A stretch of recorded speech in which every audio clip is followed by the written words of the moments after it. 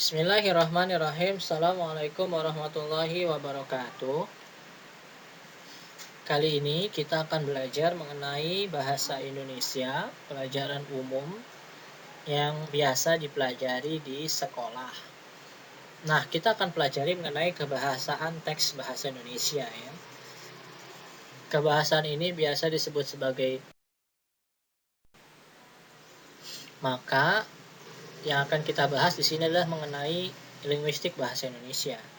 Ya. Jadi sekarang kalau di sekolah pelajarannya biasanya mengenai teks dan kaidah kebahasaan. Maka yang kita bahas adalah kaidah kebahasaannya. Kalau teks itu biasanya tentang strukturnya aja ya. Nah, saya biasa menyebutnya linguistik bahasa Indonesia sebagai tanggal linguistik. Ada kata, frasa, klausa, kalimat, paragraf, wacana yang paling tertinggi atau disebut juga sebagai teks.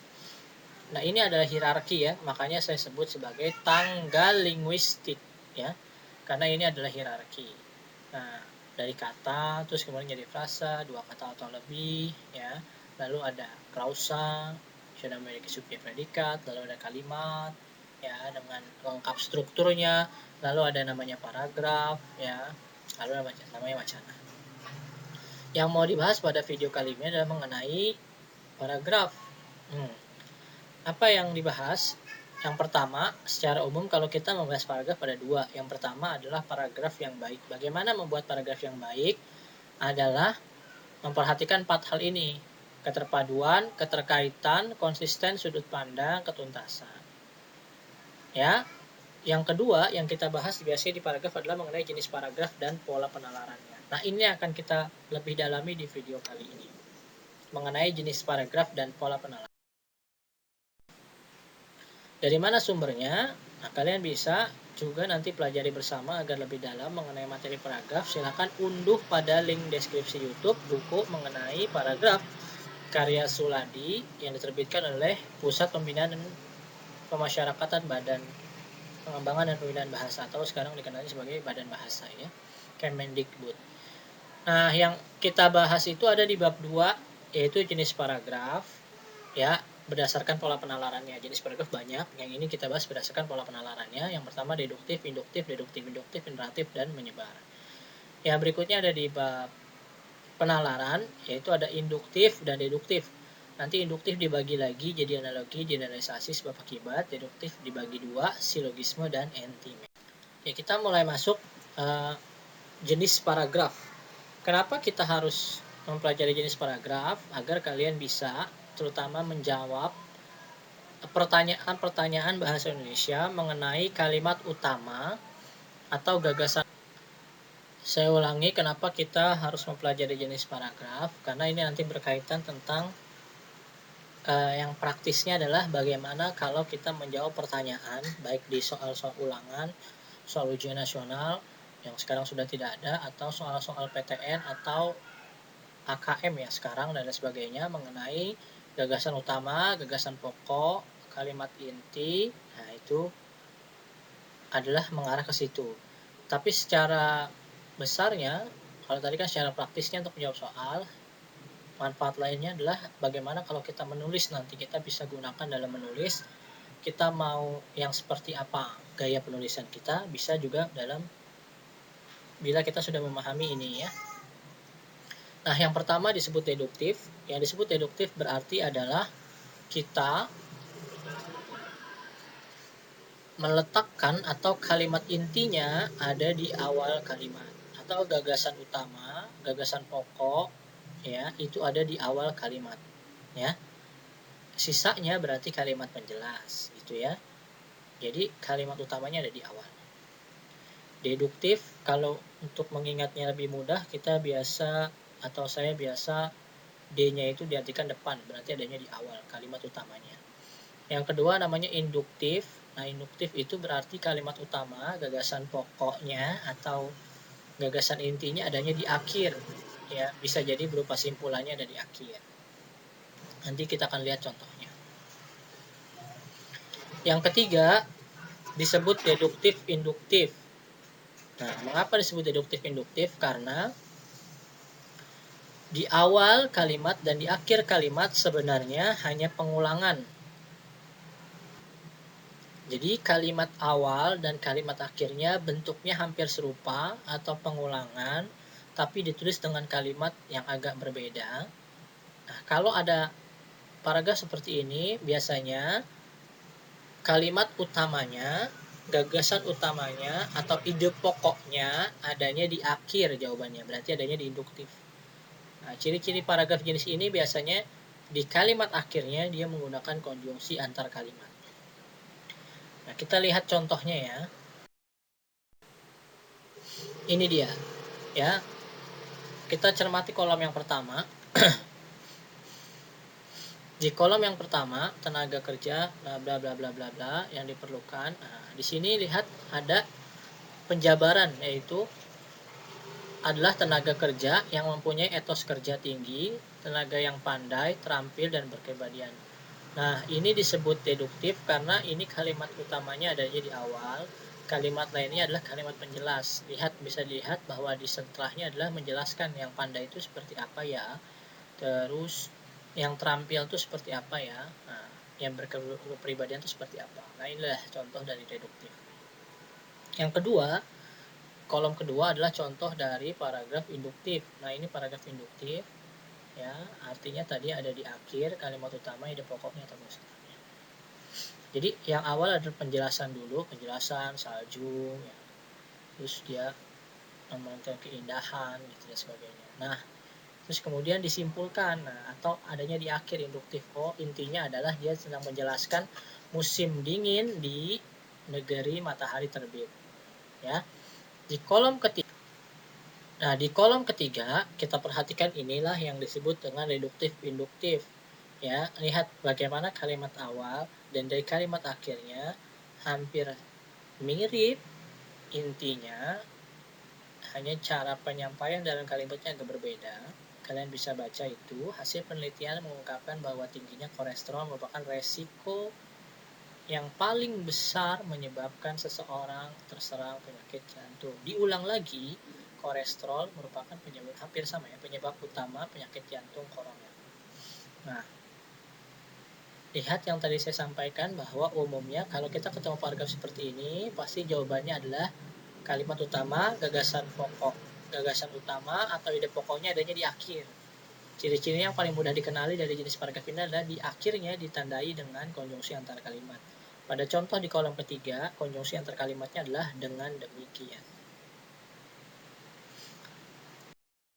Sekarang kita bahas jenis paragraf yang keempat. Yang keempat ada yang namanya ineratif. Ineratif itu berarti kalimat utamanya, ide pokoknya atau gagasan utamanya adanya di tengah-tengah.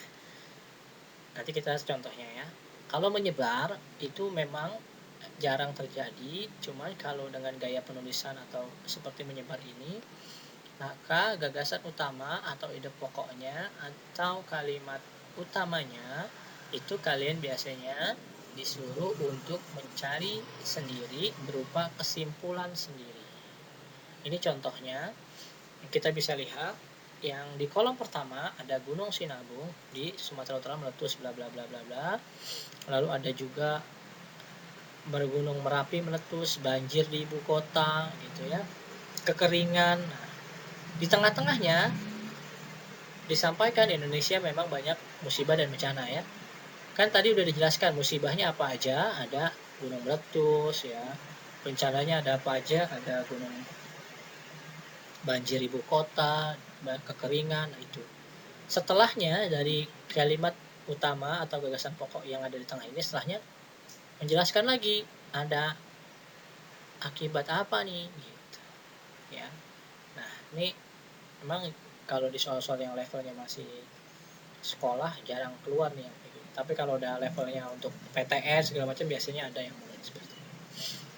Yang kolom berikutnya itu adalah contoh mengenai menyebar. Nah, ini seperti ini yang saya bilang tadi, menyebar tuh biasanya kita suruh membuat simpulan sendiri seperti apa gitu ya.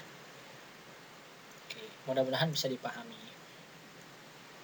Kalau bisa kita mau lanjut ke itu mengenai pola penalaran ya. Nah, pola penalaran ini dibagi dua secara umum. Tadi saya sudah sampaikan di awal, ada induktif, ada deduktif. Ya, kalau induktif dibagi lagi menjadi 3, deduktif dibagi lagi menjadi 2. Nah, khusus untuk induktif ini bagi kalian yang ada di level SMA, ini ada di materi debat, ya, atau ada di bab debat di buku punya Kemendikbud itu ada di halaman 189. Nah, di situ cukup jelas penjelasannya, kalian sebenarnya bisa baca aja. Saya ingin menjelaskan sedikit-sedikit saja ya. Membaca langsung dan penjelasan saya mudah-mudahan mampu membuat kalian semakin paham.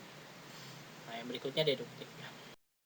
Kita akan mulai dari yang pertama, namanya penalaran induktif analogi.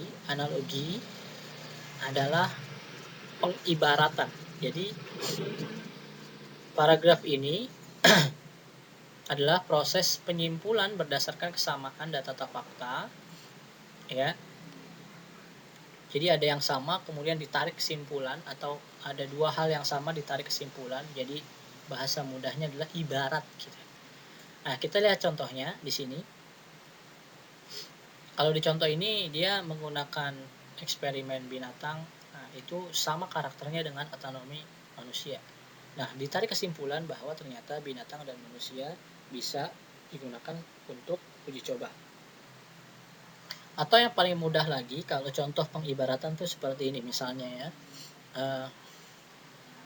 dia seorang yang rajin, kemudian dia senang membantu teman-temannya, di sekolah dia berprestasi, semua itu yang dia dapat ibarat seperti pohon padi yang semakin tinggi semakin merunduk. Jadi dibandingkan, kalau contohnya seperti itu, maka ada perbandingan. Yang pertama karakter si dia, yaitu yang baik, pintar, cerdas, terus kemudian tidak sombong. Ada pembandingnya, yaitu yang kedua adalah padi yang semakin tinggi semakin merunduk.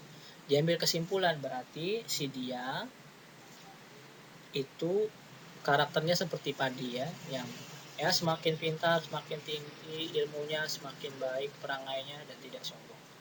Nah, kira-kira seperti itu ya. Jadi mudahnya untuk mengingat analogi itu adalah pengibaratan atau perbandingan, kemudian dicari yang samanya. Ibarat seperti apa sih gitu. Kedua, apa yang disebut dengan generalisasi? Generalisasi adalah penalaran induktif berdasarkan pernyataan-pernyataan yang bersifat khusus kemudian ditarik secara general. Jadi mudah mengingatnya kalau generalisasi adalah khusus ke umum. Jadi cara pengembangannya adalah khusus ke umum. Kita lihat contohnya di kolom yang paling atas. Yang pertama, pemerintah telah menjadikan Pulau Komodo sebagai habitat komodo dan lain sebagainya, bla bla bla bla bla. Nah, terus yang berikutnya, selain Pulau Komodo dibuat juga undang-undang untuk melindungi hewan langka. Ada dua ya. Yang pertama Pulau Komodo dibuatkan pulau, terus yang kedua dibuatkan undang-undangnya untuk melindungi. Nah, ditarik kesimpulannya. Secara umum berarti banyak cara yang telah dilakukan pemerintah.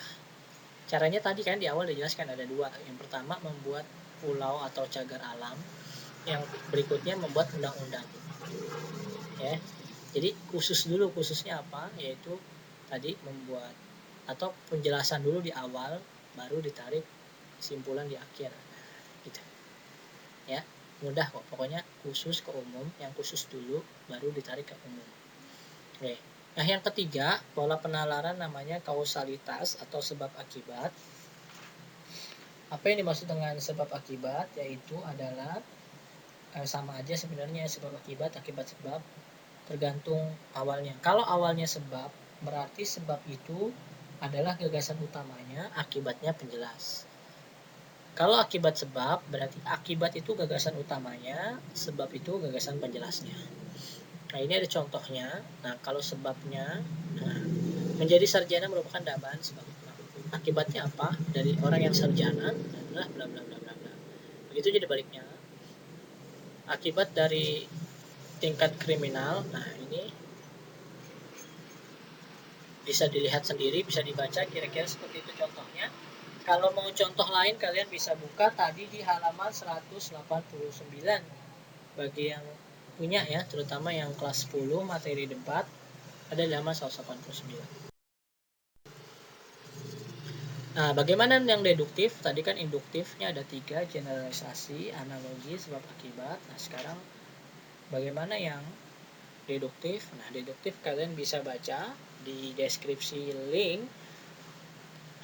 Ada link yang saya lampirkan, di situ ada penjelasan mengenai materi paragraf berupa PDF. Nah, kalian bisa ambil, kalian bisa baca. Nah, mungkin nanti penjelasannya di video berikutnya. Di PDF tersebut kalian ada latihan soalnya juga agar kalian lebih paham.